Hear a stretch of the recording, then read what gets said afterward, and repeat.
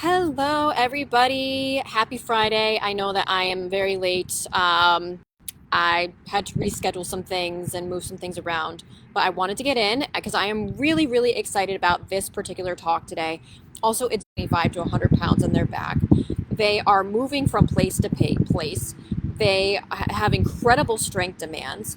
Sometimes during training, especially in ranger school, they're only getting about maybe 3 to 4 hours of sleep over the course of 72 hours. So that's a really huge stressor on the system. Plus, there are incredible energy demands that their body requires in order for them to even function properly. So, in this particular article, it was talking about that for females, it can range between 2,300 to about 7,300 calories that they're expending each day. And what that's resulting in is a lot of, I'm sorry, for some reason I must have picked a spot that was really loud. Um, that's resulted in a lot of energy deficits. And what happens in those energy deficits is that your body actually starts to recruit proteins from your muscles and you start to see muscle strength loss. And what happens with that also is that muscle houses the mitochondria, and the mitochondria are your energy powerhouses. So if you're not producing enough energy, you don't have enough muscle, then you're not going to be well, actually this can actually affect your cardio metabolic rate and cardiorespiratory health as well, and that's some of the things that they've been seeing in these particular populations. Also, because they're not sleeping very well, and the demands that they're placed, that they're not, oh my gosh, I'm thinking of, has anybody ever watched a military movie where they're in military training? Sometimes they just decide, like, all right, we're gonna wake everybody up at 2 a.m. where you only got like 3 or 4 hours of sleep, and we're gonna put them through an intense workout because they need to be trained, because they need to be on point for these things. So that, on top of that limited sleep, what that does is that places an extra stressor on the body. And what I talked about last week is that when C-reactive protein in particular is elevated, or any sort of inflammatory proteins, it's going to cause that muscle strength loss. Why is that? Because that inflammatory protein, it actually is eating up the muscle. So what's going to be happening? You're not producing enough energy. Plus, you're depleting the body of several different nutrients. So think of it. You're in an energy deficit, and it's very hard for them to actually get that much energy if they're expending 7,200 calories a day. Plus, they're usually stationed at different places, so there's also a thermal stressor that they're facing. So they could be in extreme heat, or they could be in extreme cold, especially like if you're in the Coast Guard, extreme cold. If you're in like Alaska, if somebody is stationed in Alaska, that's really, really cold. So that's an extra stressor on your system. So what are some of the things that we can do in order to counteract all of these different stresses? Well, I do want to say that the demands that we have to meet every single day, especially as athletes and those that are training for like an Ironman or a half Ironman or multiple sport athletes, you're constantly expending all of these energies. Now, especially when you're younger, when you're in a youth or young adult athlete, your basal metabolic rate is going to be a lot higher than, say, when you're 60 or 70 years old. So you're going to be expending a heck of a lot more of energy. I'm going to call it energy, but calories, and you're going to need to be able to replenish that. Now, what's been happening in these particular populations is that there has been muscle strength loss. They have not been able to keep up with the energy. Their physical stamina has been decreased, so their energy and stamina has been decreased. They've been starting to see insulin resistance, which I talked about that with insulin resistance, that what happens is that your body is not able to utilize glucose properly, so it keeps floating around. When it's not actually taken up into the cell, then it can't be stored properly, and your body can't recruit that glycogen as well. That's your stored energy right there. So especially for your working muscles, and you'll fatigue more. And what does that mean? Especially as a country as well. We want our Army people, we want our Marines to be in the top physical shape. Plus, when you're going into an Ironman or half Ironman, you want to be in top physical shape, so you're going to be able to meet the demands that you're placing on the body, and you're fueling your body efficiently. So what are some of the things that they were recommending, and how is this going to be applied also to this athletic population, even into a population that, I do want to mention something, that when your body is under extreme states of stress, so chronic stress for a long period of time, that's where you can start to see autoimmune conditions follow up later. So that's where it's kind of tying everything in, is that there's also something called RED-S, so relative energy deficiency in sport, or a low energy availability, where you're not eating enough to be able to fit the demands of what your lifestyle is. So say there are some sports that are like weight sports, right? And you're putting your body through a lot of really intense physical demands. These particular people are putting themselves through intense physical demands. So what are they recommending so that these particular individuals stay in tip-top and peak shape? Well, one of the things that gets depleted when you are under insane states of stress, especially if you are not really sleeping well, is glutamine. Now, glutamine is really important for the intestinal tract. It actually feeds the enterocytes in your intestinal tract, so it keeps it intact. That's really important for your immune system, and that's really important for keeping proteins in your actual intestinal tract, not letting them get floating all over the body, because that's where you start to see food sensitivities.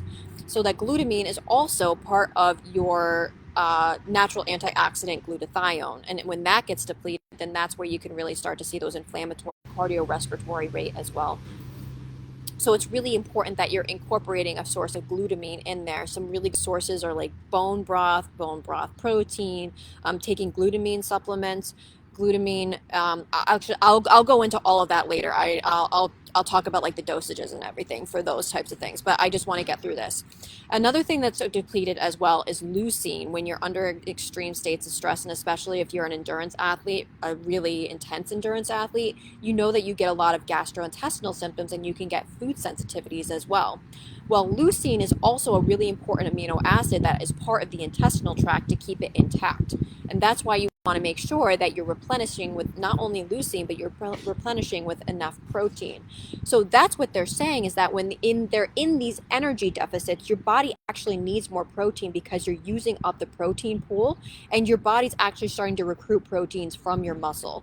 So the typical range that the ISSN, so the sports dietetics, recommends is about 1.4 to 2.0 grams per kilogram. What they were recommending, particularly in this article, was about, okay, they were saying 0.8 to 1.4. I think that is way too low. And they were also recommending too that when you're under insane states of stress, that your body's going to need more proteins. So making sure, if you're in a caloric deficit, I usually recommend about 2.3 to 3.2 grams per kilogram, so that you're maintaining that lean body mass and you're not experiencing that muscle loss when you have that energy deficit. But another thing to incorporate also is essential amino acids, which are 9 essential amino acids that your body can't produce on its own, and that really helps with muscle protein synthesis and muscle replenishment. Leucine is one in particular. Now, for protein, usually for sports, what it's recommended is not only just with carbohydrates, but about 0.3 grams per kilogram after really intense exercise, ranging over 60 minutes, I would say, to make sure that you're repleting any sort of protein that could have been, I shouldn't say protein that was lost, but at least decreasing the stress that's on your body and helping with that muscle protein synthesis. So that's what I'd recommend, between like the 1.4 and the 2.0 grams per kilogram, and even increasing that when the demands are super, super high. So that could go up to like 2.3 grams per kilogram. And that would be really important for the Marine and the military population to know. And especially even in endurance athletes, I just read another study that said that on the upper end of that they usually recommend actually just 1.2 to 1.4 grams per kilogram for endurance athletes. And interestingly enough, I read 2 studies that were looking at endurance athletes and increasing protein intake, and that about 1.87, but we'll stick at 1.8, all right, 1.9, like between 1.8 and 1.9 grams per kilogram, that helped them to maintain their muscle mass, but it also helped them to increase their energy and stamina. And that when you have more muscle, it helps with your metabolism, and it also helps with your immune function too. If you're decreased in protein, your immunity is going to be decreased. So that's really another important thing, that you're repleting with the protein. Now, carbohydrates, what they're recommending is about 4 grams per kilogram to 8 grams per kilogram. Now, it depends on different carbohydrate ranges for different populations. If it's below 60 minutes of exercise, it's usually between 3 and 4 grams per kilogram that your body actually needs. Once it gets over that 60, it can range from 5 grams per kilogram all the way up to 12 grams per kilogram, depending. The 12 grams, that's about like 3 to 5 hours of really intense exercise that you are putting in your body. So Ironman training, for instance, you're going to need those carbohydrates and paired with those proteins, and that's actually going to help to spare those muscle proteins.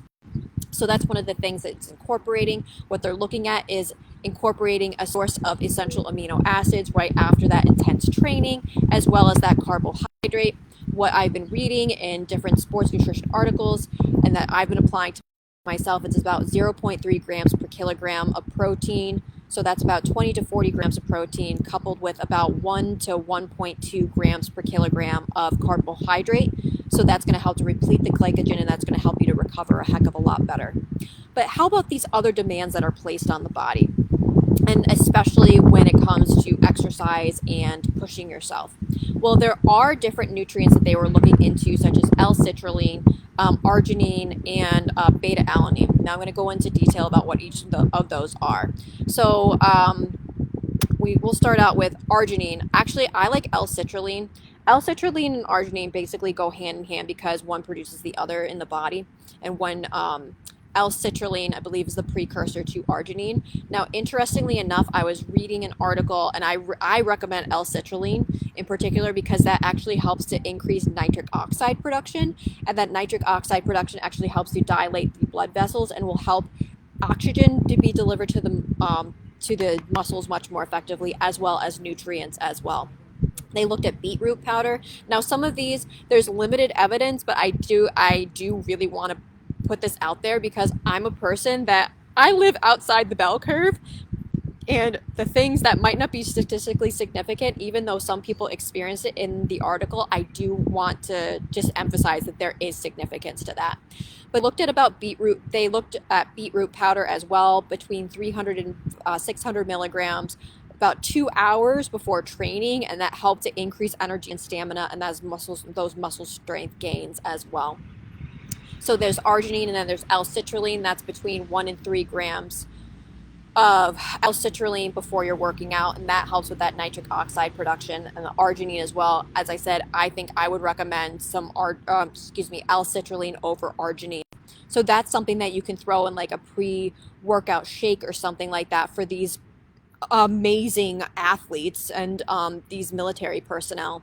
And another one is beta-alanine. So beta-alanine is used a lot in sports nutrition, but I do want to say it's only really good for small bouts of intense exercise. So like HIIT training, it's only good for about 60 to 300 seconds. So it's not necessarily going to be great for the long run for endurance, but it does help to boost that muscle strength, to improve that intensity. So for the high intensity and those like quick movements, lasting between 60 seconds and like 300 seconds.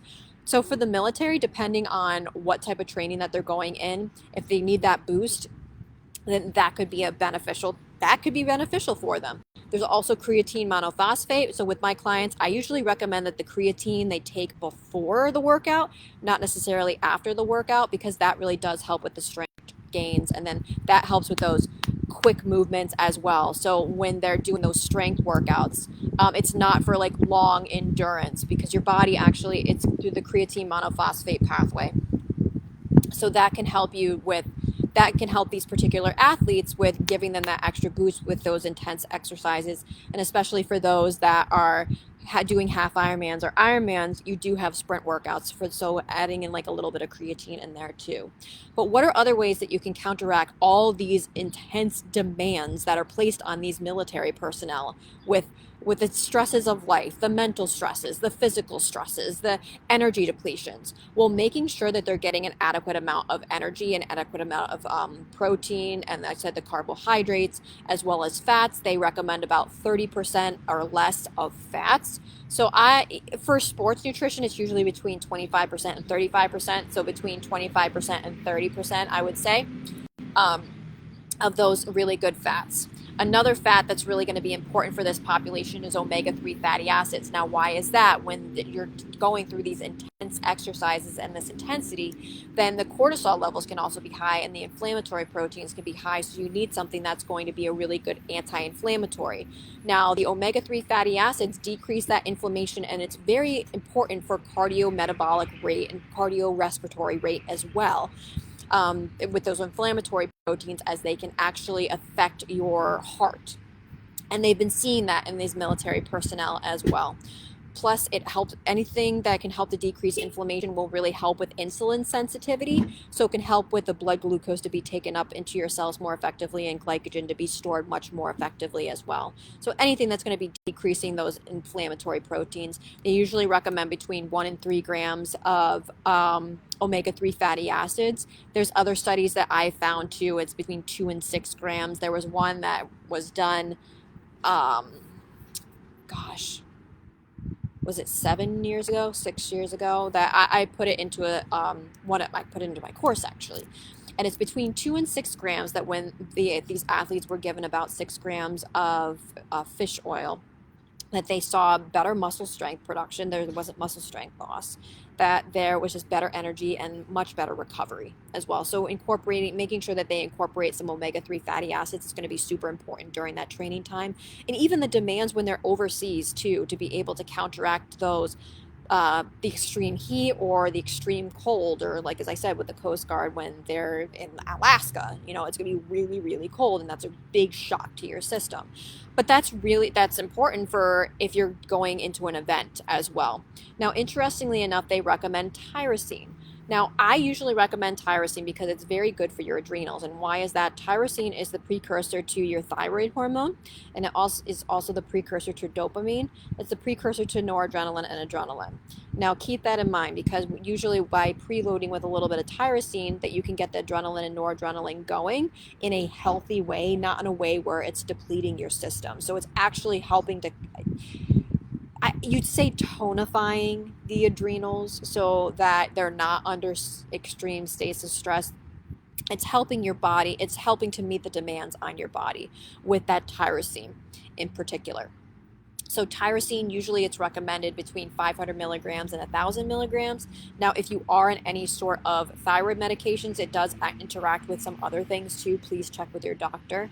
But that's something that they have even found in, I believe it was college athletes, that they added in a little bit of tyrosine, and it actually helped with their cognitive function and their focus. And that's really important for these military personnel. It's really important for the athlete, because they're on the field, or they're what if somebody's bike falls, or what if something happens during the race and you don't know what to do? You need to be able to focus, and you need to be able to make that quick decision. So it's really important that you have that ability to be able to do it. So the tyrosine has been helping with the cognitive function, but it also helps with adrenaline, helps with your body, your adrenals, to kind of meet the demands with the stress that's being placed on it, especially if there's limited amount of sleep. Another one is a little bit of caffeine too. So caffeine, if you use it beforehand and you're actually utilizing it, and it does, I don't want to say it displaces energy, because you're not necessarily, okay, so energy can neither be created or destroyed. So it's just transferred, and it's transferring that energy, but it's utilizing it. So having a little bit of that caffeine in there, along with these other protocols, can be very, very beneficial to the military population, as they're utilizing it, their body's utilizing it, and it's not placing that extra stressor on the adrenals as well. Some other things that are really important for these particular populations, as well as for the athletic populations, if you're doing multiple sports, a good multivitamin. Your body's getting depleted of B vitamins, it's getting depleted of magnesium, the potassium, iron. Iron is needed for oxygen exchange in your system, and for energy and cognition. You need B vitamins for, B12, folate, and B6 in particular are incredibly important for fighting inflammation and protecting your genes and your DNA from any sort of damage. Because if those are damaged, then that can really, really significantly hinder your physical ability to be able to do things. B1, B2, B3 are energy producers, so they help us with, here's the biology. So there's something called the electron transport chain in the mitochondria, and it needs B1, B2, B3 in order for that energy molecule to get to oxygen as the acceptor, and then that helps with the actual energy molecule to be produced, which is called adenosine triphosphate, pretty much. I gave you a biology lesson. So incorporating a multivitamin with all of those different things, potassium and magnesium, that's going to help with your heart rate. It's going to help with your muscle health. It's going to help to calm down your central nervous system, particularly magnesium too. Other things that you're usually in a multivitamin are chromium. So chromium actually helps with insulin sensitivity. Some cinnamon actually helps with insulin sensitivity too, but I don't know how they'd be throwing that into drinks for the military. But could you imagine that at Ranger School, all of a sudden seeing like these big things of cinnamon? Well, could be very interesting. But with that, so another recommendation, I think I covered pretty much everything. Getting a B vitamin supplement, anti-inflammatories, really increasing those antioxidants. So I know I talk about this all the time, that I've talked about this the past couple of weeks, is the stem cell patch and also my Juice Plus, but getting in those really, really rich, colorful foods and those antioxidants. So flavonols and quercetin is a great antioxidant. Resveratrol from grapes, boswellia, curcumin from turmeric. That's all really going to help the person to recover a heck of a lot better and to adapt to the stressors and the demands that are being met on their body. So how is it that we can apply this to the athletic population? Pretty much everything that I just making sure that you're getting enough antioxidants, omega-3 fatty acids. You can increase your nutrients in there too. Now, one thing I do have to say for those of you that are in the NCAA, I believe that creatine is actually banned. So I would not recommend incorporating that in, because I would not want anybody to get it tested and then, I'm all about you reaching your athletic potential and really, really doing well in your athletic career. So I would definitely check that out on the list of NCAA banned substances. It's actually, if you go to the Now website, that's a Now supplement website, that it will tell you what those banned substances are. So this is very relative to relative energy deficiency in sport, the demands that we're meeting every single day, where we might not be sleeping properly, or we might not be eating properly, or we have other just demands of life. And these are some nutritional protocols that you can actually implement into your routine to really bring out the best athletic potential and athletic ability that you can have. And plus, with these military personnel, this is one way that we can keep them at their peak performance and peak physical shape, and to meet the demands that they need. So that, you know what, I'd first off like to say thank you so much for all those who have served this country and you've sacrificed your life and you go into these. There is so much physical stress on you. There is so much mental stress on you. And I'd like to say thank you so much for sacrificing for our country. Really, really would like to seriously give you a clap. All right. So with that in mind, again, this was the most interesting article that I read, and it was just so incredibly cool. Obviously, they have protocols too. So for those of you that are endurance athletes, you need to have that strength training and resistance training program to be able to maintain that lean body mass as well, and to prevent injuries. And that's something that they were speaking about for the military personnel as well. With military personnel, making sure that they have a quick absorbing protein source with the essential amino acids. So like whey protein is really good. There's egg white protein. For those of you that cannot have those, I have a mixture of like a brown rice and a pea protein, because pea protein can be relatively similar to whey. I mean, that is debatable in particular studies, but I actually get one with an added BCA in there, because whey is very high in leucine, and leucine is needed for that muscle protein synthesis. So making sure, if that be the case, cover all your bases, get some BCAAs in there to get that leucine content as well. So obviously making sure that you're getting enough sleep, but in those certain cases, making sure that there's some tyrosine, some caffeine, and some glutamine in there as well to maintain the structure of the intestinal lining, as well as increasing your body's natural antioxidant. All right, so here are some ways, all these strategies that I talked about today, that you can start incorporating that into your routine. Now, if you are on any sort of medications, I really would like you to speak with your doctor before starting anything. But that's what you see a licensed professional for. That's what I'm here for. I'm an integrative sports nutritionist, and I will see what is going on in your body. I mean, I would love to present this as well that seeing what's going on with test results, seeing your B vitamins, seeing how your body is just functioning metabolically, and then being able to replete any sort of depleted nutrients and helping your body cope with the stressors, taking care of your gut, eliminating anything that's not supposed to be there, and then really getting you back on track and making sure that we sit down and figure out like what your particular energy needs are, what foods that you need in order to counteract things that are going on in your body, if there's any sort of sensitivities. That's how it's going to really help you to reach your athletic potential and also keep in peak performance too. So that's working with a licensed professional such as me, an integrated sports nutritionist, as well as a certified nutrition specialist, which is more of a RD on like the alternative route, which technically qualifies me as an integrative health practitioner. And if that sounds like you, if you